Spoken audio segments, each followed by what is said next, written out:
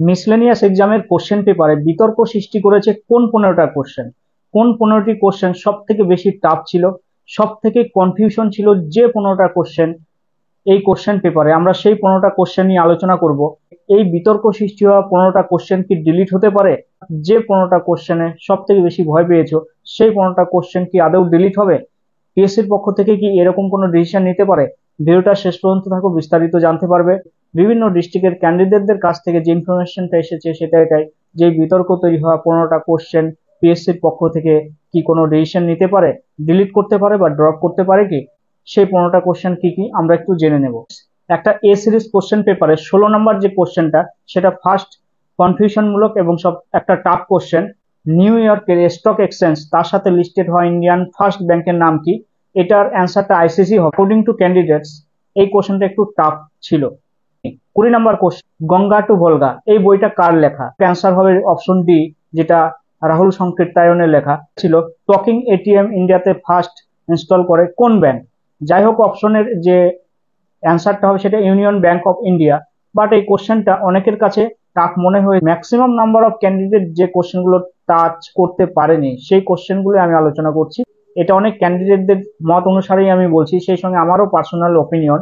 তোমাদের personal opinion থাকতে পারে, আমার মতের সাথে তোমাদের মত যদি না ম্যাচ করে তোমরা অবশ্যই কমেন্ট করে জানাবে যে কোশ্চেনগুলো তোমাদের কাছে টাফ মনে হয়েছিল। অবশ্যই আমরা সেই জায়গাটা কনসিডার করার চেষ্টা করব। আই হ্যাভ এ ড্রিম এইটা কার উক্তি? Martin King Luther Junior. Who is the first woman to fly solo across the Atlantic sea? এর অ্যান্সারটা হবে অ্যামেলিয়া আরহাট। তোমরা দেখবে এই কোশ্চেনটা যথেষ্ট পরিমাণে টাফ কোশ্চেন ছিল। 34 নম্বর কোশ্চেনটাও দেখবে যে কান্ট্রি উইদাউট এয়ারপোর্ট। এখানে যে অপশনগুলো ছিল, কনফিউশন ছিল অনেক সময়। যে করে এসছো যে অল অফ দ্য অ্যাবাভ, অবশ্যই তারটা ঠিক আছে, বাট কোশ্চেনটা যথেষ্টই টাফ। কোন দেশে এয়ারপোর্ট নেই এটা জানাটা হয় একটু টাফেরই ব্যাপার। ওকে, তো যাই হোক, যদি কেউ করে এসে থাকো যে অল অফ দ্য অ্যাবাভ সঙ্গে ভাটিকান সিটি, সেই কান্ট্রিতে কোনো এয়ারপোর্ট নেই। 53 নম্বর কোশ্চেন, এটা আমি পার্সোনালি একটু টাফ বলবো, কারণ এই বেসিক জিনিসগুলো তোমরা বা আমরা সেই 5, 6, 7-এ পড়ে এসেছি। এই রকম একটা সিচুয়েশনে হয়তো সেই বেসিক জিনিসগুলো বা কনসেপ্ট গুলো আমাদের হয়তো মনে থাকে না, সেই জন্য হয়তো টাফ, কিন্তু কোশ্চেনটা খুব ইজি। রেশনাল নাম্বার রেশনাল নাম্বারকে দশমিক সংখ্যায় প্রকাশ করা যায়, আবৃত দশমিক সংখ্যায় প্রকাশ করা যায় কিনা, এইটা যদি কনসেপ্ট কারো ক্লিয়ার থাকে তাহলে সে পেরেছো। তারপর আসো 64 নম্বর কোশ্চেন, যে অ্যামাজন, মাইক্রোসফট এদের যে হেডকোয়ার্টার সেটা কোথায়? যে দেখো অপশনগুলো দেওয়া আছে, ভেরি কনফিউশন যে অপশনগুলো।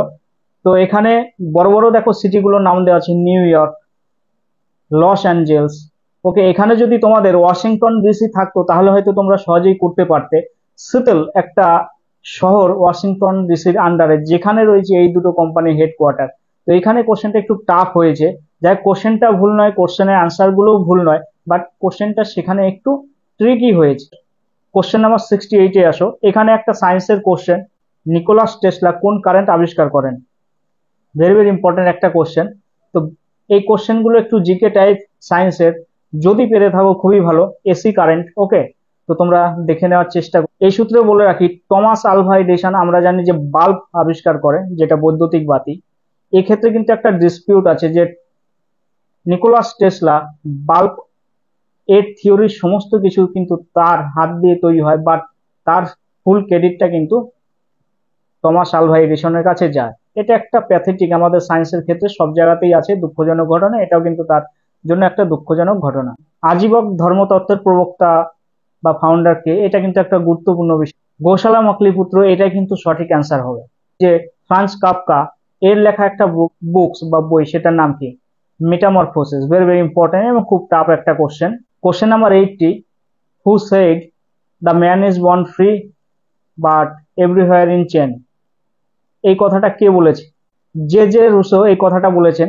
কোশ্চেন নাম্বার 83, এটা আমার কাছে সব থেকে টাফ কোশ্চেন মনে হয়েছে, যে মধ্যযুগের ইতিহাস চট্টগ্রামের প্রশাসনিক প্রধান ছুটি খান তার সভাকবিকে অনুবাদ করতে বলেছিলেন কোন বইটি? I am revolution, I destroyed the revolution, Napoleon Bonaparte.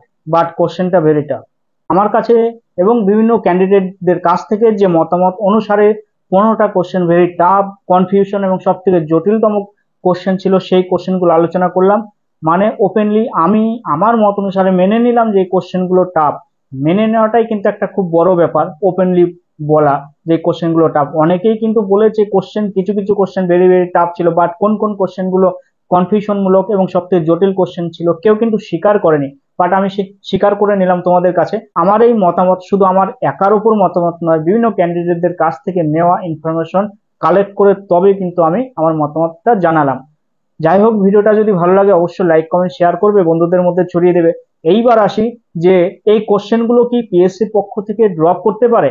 দেখো, এরকম জটিল কোশ্চেন থাকলে কোশ্চেন পেপারে পিএসসির পক্ষ থেকে ডিসিশন কি কি ডিসিশন নিতে পারে। কোশ্চেন যদি ভুল থাকে, কোশ্চেনটা ভুল, অপশনটা ভুল, তাহলে কোশ্চেন ড্রপ হতে পারে।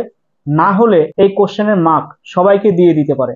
এই দুটোর অপশনের যে কোনো একটা পিএসসির পক্ষ থেকে করতে পারে। এইবার কিছু কিছু কোশ্চেনটা ঠিক আছে, অপশনের মধ্যে ভুল আছে, ওকে, কোনো ভুল ত্রুটি আছে, তাহলে সেক্ষেত্রে যারা টাচ করে আসে সেক্ষেত্রে তারা নাম্বার পায়, যারা টাচ করে না তারা নাম্বার পায় না। এটাও কিন্তু একটা অপশন, এটাও একটা ডিসিশন হতে পারে। বাট কোনো কোশ্চেন বা কতগুলো কোশ্চেন পেপার থেকে সম্পূর্ণভাবে ডিলিট করে তারপরে যে মেরিট লিস্ট পাবলিশ করবে সেটা কিন্তু হয় না। তো বা যাদের মধ্যে কনফিউশন রয়েছে যে সব থেকে জটিল কোশ্চেনগুলো কি ডিলিট হতে পারে, না, কখনোই কিন্তু এই 15টা কোশ্চেন বা জটিল কোশ্চেনগুলো ডিলিট হবে না। কোশ্চেনগুলো দেখো ভুল নেই, কোশ্চেনগুলো ঠিক আছে। তো যাই হোক, এই 15টা কোশ্চেন বা 10টা বা 12টা কোশ্চেন যাই হোক, সবার কাছেই টাফ মনে হয়ে যায়। টাচ করেনি তো সবাই করেনি, পারেনি তো সবাই পারেনি, এর মধ্যে হাতে গোনা কয়েকটা ক্যান্ডিডেট যদি পারে সেটা তাদের লাক। এখান থেকে তোমরা অনায়াসে বুঝে নিতে পারো যে এই 15টা কোশ্চেনের জন্যই কিন্তু কাট অফ ডাউনফল করবে, যথেষ্ট পরিমাণে কাট অফ কমবে। কাট অফ নিয়ে যদি কারো কনফিউশন থাকে, কাট অফ নিয়ে আমি ডিটেলস আপডেট দিয়েছি, এই এই ভিডিওটা ডেসক্রিপশন বক্সেও দেওয়া থাকবে, তোমরা সেই ভিডিওটা দেখবে। তাহলে তোমাদের কাট অফ নিয়ে যে কনফিউশন সেটা আশা করি দূর হয়ে যাবে, তোমরা মেন্সের জন্য প্রিপারেশন শুরু করো। ভিডিওটা ভালো লাগলে অবশ্যই লাইক কমেন্ট শেয়ার করো। আজকের আলোচনা এই পর্যন্তই। জয় হিন্দ, বন্দে মাতারম, ভারত মাতা কি জয়।